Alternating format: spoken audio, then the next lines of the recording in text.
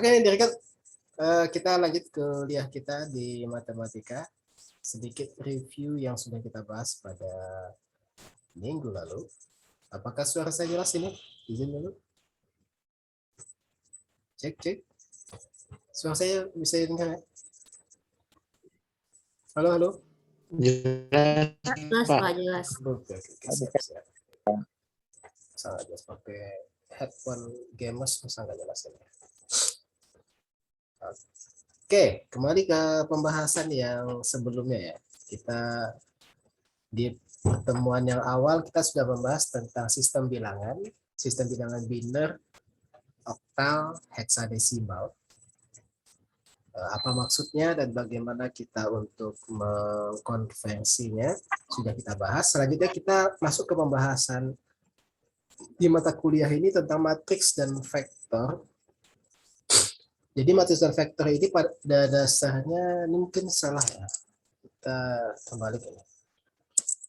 Judulnya itu vektor dan matriks. Vektor dan matriks.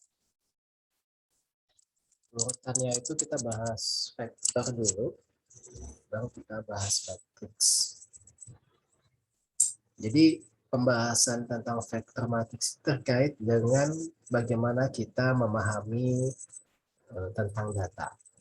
Jadi data itu bagaimana sifat-sifatnya, kemudian bagaimana kita mengolahnya.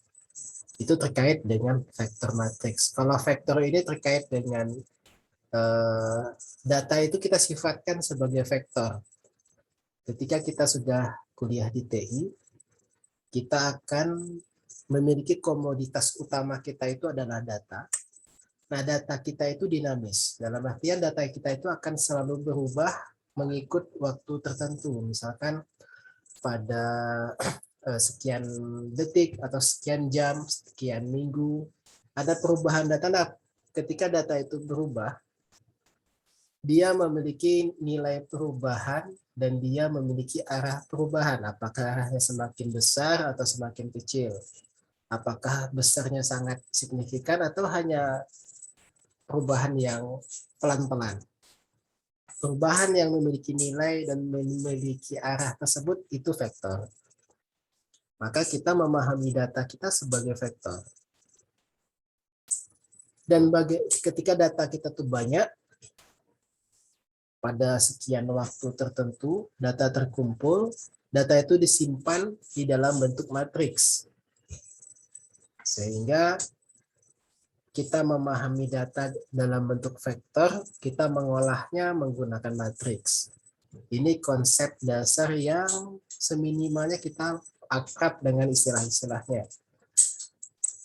Nah, kalau kita dulu belajar di fisika, vektor itu kan sebatas satu dimensi, dua dimensi, tiga dimensi. Ini adalah vektor untuk kondisi ruang.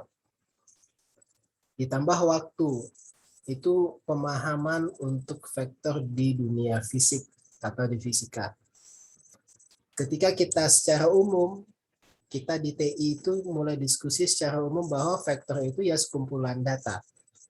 Ada list susunan bilangan-bilangan, yaitu berupa bilangan-bilangan dalam bentuk list, dan itu bisa kita lakukan operasi perhitungan. Ini ya syaratnya, ingatnya tolong diingat syarat vektor tersebut bahwa sesuatu itu yang dikatakan vektor itu kalau dia angka-angka. Datanya itu data numerik. Kalau dia bukan angka-angka itu tidak kita kategorikan dia sebagai vektor yang dimaksud. Ini contoh klasik pembahasan vektor, bahwa di sini kita ada kasus misalkan ini tentang harga apel dan harga mangga. Nah, lihat ya bahwa harga apel mangga itu kan fluktuatif, ada perubahan harganya. Nah, itu perubahan seperti itu, data yang berubah itu kita namakan vektor. Ketika datanya itu ada beberapa data, itu tersimpan kita buat dalam bentuk matriks. Nah, di sini yang contoh paling simpel yang bisa ditunjukkan tentang bagaimana sih kita berhadapan itu. Sebetulnya kita berhadapan tiap hari ya, cuman kita nggak ngeh. Nah, khusus ketika kita mulai memilih kuliah di TI, maka kita menghadapinya itu ya kita akan mengolah ini. Ini akan kita hadapi. Ini ya, kita ada matriks, ada vektor tentang item yang dibeli, ada vektor harga. Nah, list ini yang kita namakan vektor. Ingat ya, definisi vektor itu list susunan bilangan. Ketika bilangannya itu berubah-ubah, kita tidak bisa menuliskan fix bilangannya apa, maka ketika kita menuliskan, kita tulis dalam bentuk variabel. Jadi ingat ya, kita tulis dalam bentuk variabel yang mana A dan M ini ada angkanya. Sesuai dengan definisi vektor tadi bahwa vektor adalah list susunan bilangan. Ini ada angkanya. Contoh ini ada vektor 7 dimensi yang kita bahas minggu lalu. Ada usia, tinggi, berat, dan seterusnya. Ini contoh vektor. Vektor 7 dimensi loh. Nah, 7 dimensi kan kita nggak bisa lagi membayangkannya. Maka kalau di film itu kan ada film Matrix kan. Matrix itu kan film yang dimensinya ada aneh gitu. Mengapa dia kasih judul Matrix? Sebab ini. Sebab vektor yang dimensinya sudah banyak itu kita simpan dalam bentuk matriks. Maka film Matrix itu judulnya Matrix memang sesuai dengan tema filmnya ya. Dia dimensinya nggak jelas. Dan itu berlaku hukum-hukum vektor yang fisika. Jadi hukum-hukum yang fisika kita bahas di sekolah itu berlaku juga di vektor secara umum. Penjumlahan, pengertian skalar, itu sudah kita bahas pada minggu lalu ya. Nggak mau saya bahas lagi. Untuk kedua, Pak boleh minta slide show-nya? Boleh, boleh. Nanti saya share di Spada ya. Oke, ukuran pada perkalian titik pada vektor. Nah, ini sedikit ketika kita ada vektor, vektor itu biasa kita kasih nama. Oke, kita kasih nama. Kemudian ini vektornya itu. Jadi vektornya itu yang AB ini. Ingat, yang AB ini sebagai vektornya. Namanya R ya. Jadi vektor R itu adalah satu vektor yang ada A dan B. A nilai untuk dimensi ini, B untuk dimensi yang tegak. Arahnya ke sini. Salah bos. Oke, misalkan di sebuah vektor R, kita bangun sebuah sistem koordinat I dan J. Nah, ini koordinat. Koordinat ini sebagai acuan kita menamakan vektor kita. Jadi kita koordinat ini kita buat sebagai acuan membuat nama vektor. Pak, bisa nggak koordinat itu nggak seperti itu bentuknya, Pak? Boleh. Nanti kita bahas di bagian matriks ya. Bagaimana sih? Misalkan nih koordinat ini, Pak boleh koordinat itu kita buat seperti ini Pak. Bentuknya tidak seperti itu. Dibuatnya seperti ini, boleh. Nah ini nanti kita bahas di transformasi. Nah di sini sifat-sifat pada vektor matriks itu mesti kita pahami bahwa bahwa sistem koordinat ini dia tidak baku seperti ini. Dalam arti kita boleh membuat dalam bentuk lain dengan syarat ketentuan berlaku. Nah, itu nanti kita coba singgung di kuliah ini. Oke, ini I dan J merupakan vektor yang panjangnya 1, I dan J saling tegak lurus. Nah, ini salah satu sistem koordinat kita definisikan seperti ini. Ada I dan J, yang mana I dan J ini dia suatu sistem untuk kita mendefinisikan vektor di 2 dimensi. Jadi selama dia 2 dimensi pada layar ini ya, pada layar ini, apapun vektor kita buat di sana, apapun vektor yang kita buat di layar ini, kemanapun arahnya, itu bisa kita namakan dalam bentuk I dan J. Nah, itu yang kita namakan sistem koordinat. Selanjutnya. Ini ya. Nah, ini contoh vektor R itu kita tulis dalam bentuk sistem koordinatnya I dan J. Itu adalah A dikali I, B dikali J. Nah, ini vektornya gitu. Yang mana panjangnya itu ya mengikut rumus Pitagoras. Rumus Pitagoras yang tegak di pangkat 2 ditambah yang mendatar pangkat 2 diakarkan. Itu dapatlah panjang vektor. Pitagoras ya. Dan ini seterusnya. Ini rumus Pitagoras biasa. Dan dia juga berlaku untuk 3 dimensi. Kalau 3 dimensi tinggal Pythagorasnya kita lebarkan.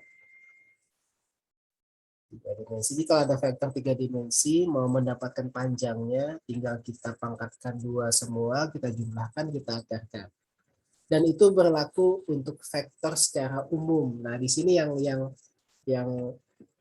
mesti kita pahami bahwa vektor secara umum ini sudah tidak bisa lagi kita gambarkan dalam bentuk garis seperti tadi.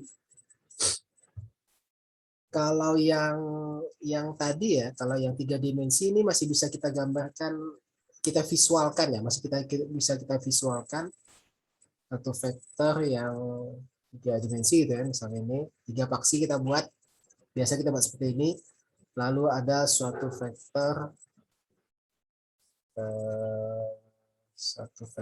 yang ini misalnya ada satu vektor ya. Paksinya yang 3 ini masih bisa kita gambarkan kalau 3 dimensi. Ketika dia sudah dimensinya besar, ini sudah tidak bisa lagi kita visualkan secara geometris. Nah, memvisualkannya ini sudah tidak bisa geometris, maka kita menuliskannya dalam bentuk matriks.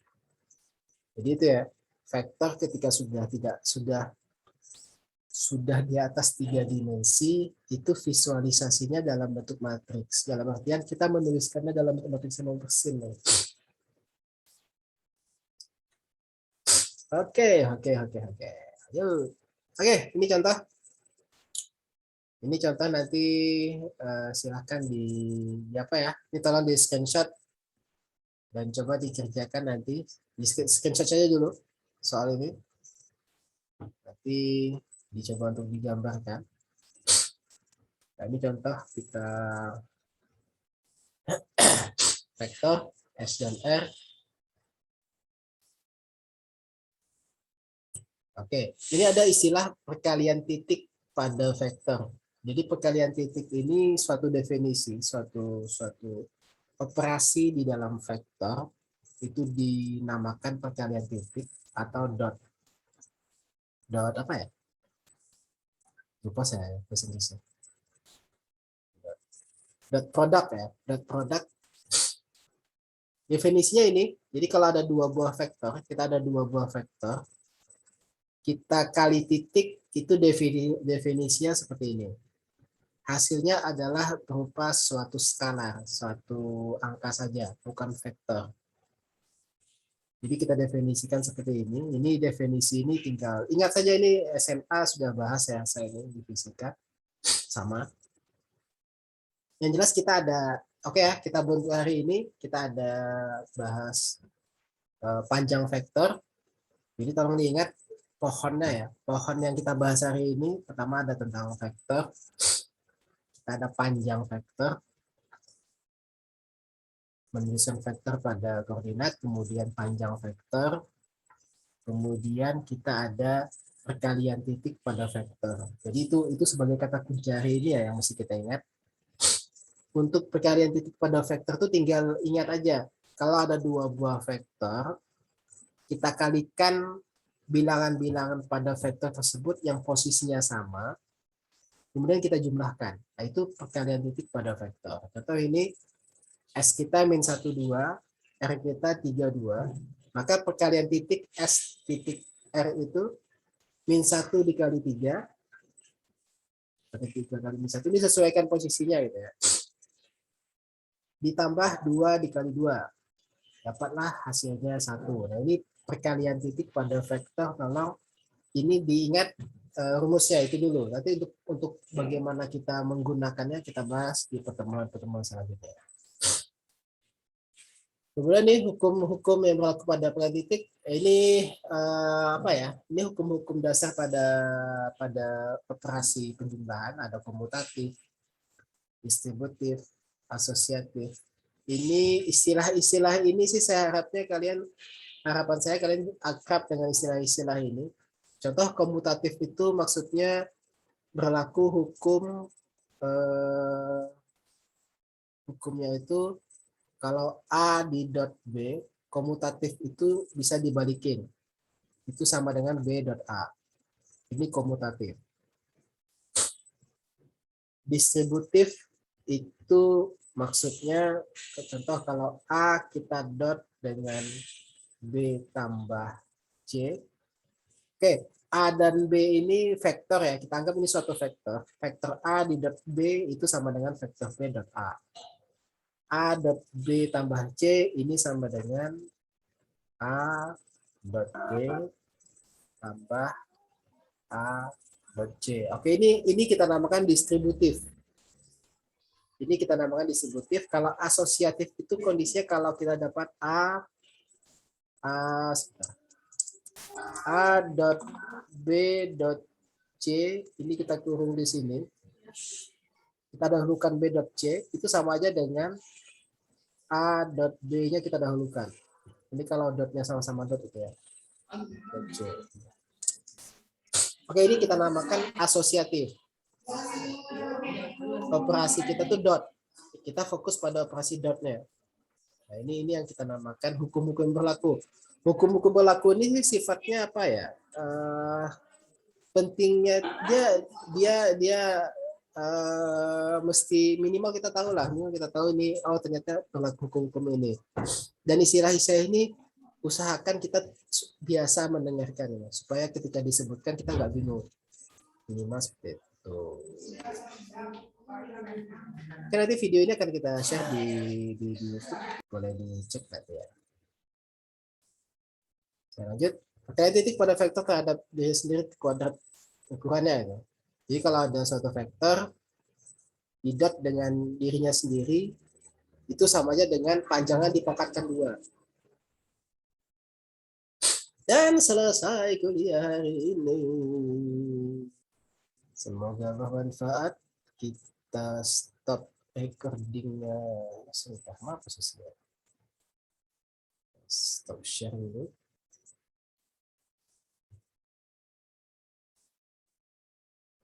Oke.